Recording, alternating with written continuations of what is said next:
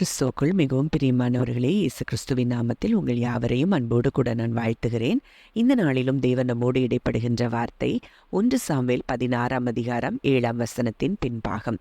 மனுஷன் முகத்தை பார்ப்பான், கர்த்தரோ இருதயத்தை பார்க்கிறார் என்றார். இந்த வார்த்தையின் மூலம் தேவன் இன்றைக்கு நம் ஒவ்வொருவரோடும் கூட தீர்க்க தரிசனமாக இடைப்பட விரும்புகிறார். இந்த காரியம் சொல்லப்பட்ட சூழ்நிலையை அங்கே சாமுவேல் தீர்க்கதரிசி தேவன் சவுலை புறக்கணித்து தள்ளின பிறகு அங்கே ஈசாயினுடைய வீட்டிற்கு அனுப்பி, அங்கே ஈசாயின் குமாரர்களில் ஒருவனை நான் எனக்காக ராஜாவாக தெரிந்து கொண்டேன் என்று சொல்லி அங்கே அனுப்புகிறத நம்ம பார்க்கிறோம். அப்போ அங்கே சாமுவேல் அங்கே ஈசாயின் வீட்டிற்கு வந்த பிறகு அங்கே ஒவ்வொருவராக அவருக்கு முன்பாக கடந்து செல்கிறார். முதலாவது அங்கே எலியாப் அங்கே சாமுவேலுக்கு முன்பாக கடந்து வருகிறத நம்ம பார்க்கிறோம். அப்போ எலியாவினுடைய தோற்றத்தையும் அவனுடைய சரீர வளர்ச்சியும் சாமுவேல் பார்க்கிறார். அப்போ எலியாபை பார்த்த உடனே கர்த்தரால் அபிஷேகம் பண்ணப்படுபவன் இவன் தானாக்கும் அப்படின்னு சொல்லி அங்கே யோசிக்கும் போதே அங்கே தேவன் சாமுவேலோடு கூட இடைப்படுகிறார். நீ இவனுடைய முகத்தையும் இவனுடைய சரீர வளர்ச்சியும் பார்க்க வேண்டாம், நான் இவனை புறக்கணித்தேன். அப்போ இன்றைக்கு உலகம் எதை பார்க்கிறது அப்படின்னு சொன்னா வெளிப்புற தோற்றங்களையும் வெளிப்புற அவர்களுடைய வளர்ச்சியும் பார்த்து அவர்களை அங்கீகரிக்கக்கூடிய உலகமாய் இருக்கிறது. ஆனால் தேவனோ இருதயத்தை பார்க்கிறவராய் இருக்கிறார். அங்கே தாவீது அங்கே ஒரு மகனாகவே அங்கே எண்ணப்படலை. ஈசாய் அங்கே மற்ற 7 குமாரர்களையும் அங்கே வரவழைத்திருந்தான். அந்த தாவீதுக்கு இப்படி ஒரு ஸ்லாக்கியம் உண்டு என்பது கூட அவனால் அறிய முடியாத இடத்துல தான் ஈசாய் இருந்தான். அந்த அளவுக்கு தாவீது புறக்கணிக்கப்பட்ட தள்ளப்பட்ட ஒரு நிலைமையில தான் தாவீது இருந்ததை பார்க்கிறோம்.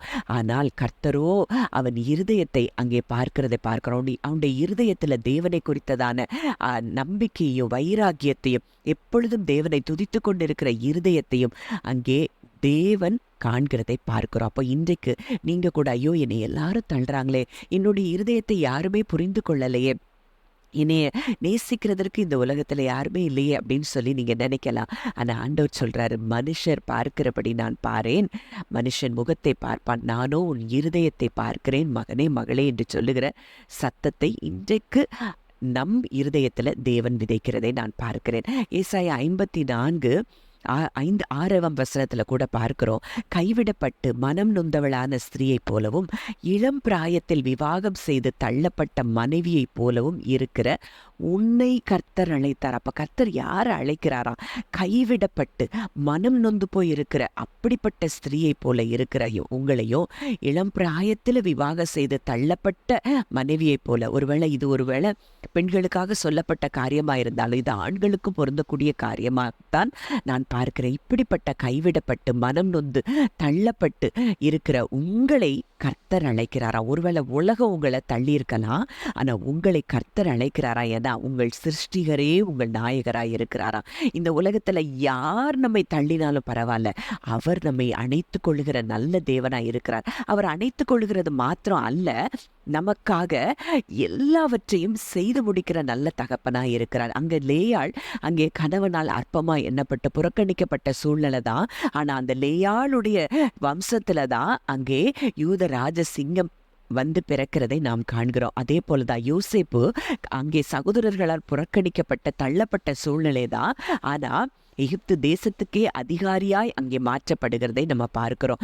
அதே போல இன்னும் வேதத்துல தள்ளப்பட்ட சூழ்நிலையில இருந்த அன்னாள் அங்கே தள்ளப்பட்ட அற்பமாய் மனமடிவாக்கப்பட்டதை பார்க்கிறோம். ஆனா அந்த அன்னாள் கர்ப்பத்துல இருந்துதான் இஸ்ரவேலில மிகப்பெரிய தீர்க்கதரிசி தோன்றினதை பார்க்கிறோம். அப்ப இன்றைக்கு நீங்க அப்படி தள்ளப்பட்ட சூழ்நிலைன்னு நேசிக்க இந்த உலகத்துல யாருமே இல்லைன்னு சொல்லி நீங்க தள்ளப்பட்ட நிலைமையில நான் இருக்கிறேன்னு சொல்லி நீங்க இன்றைக்கு நினைத்து கொண்டிருப்பீர்கள். ஆனால் உங்களை கொண்டுதான், உங்கள் மூலமாகத்தான், உங்கள் சந்ததிகளை கொண்டுதான் தேவன் பெரிய காரியங்களை செய்ய போகிறார் என்பதை நீங்கள் அறிந்து கொள்ள வேண்டும். எரேமியா 30:17 கூட பார்க்கிறோம், அவர்கள் உன்னை விசாரிப்பற்ற சியோன் என்று சொல்லி உனக்கு தள்ளுண்டவள் என்று பெயரிட்டபடியால் நான் உனக்கு ஆரோக்கியம் வரப்பண்ணி உன் காயங்களை ஆற்றுவேன். உலகம் இன்னைக்கு ஒருவேளை நீங்க உங்களை விசாரிப்பற்ற சியோன்னு சொல்லியிருக்கலாம், உங்களுக்கு தள்ளுண்டவள்னு பெயரிட்டு இருக்கலாம். உங்களை அப்படிப்பட்ட சூழ்நிலையில இன்றைக்கு உலக மனிதர்கள் உங்களை நடத்தி கொண்டு இருக்கலாம். ஆனா ஆண்டவர் சொல்றாரு, நான் உனக்கு ஆரோக்கியம் வரப்பண்ணி உன் காயங்களை ஆற்றுவேன்.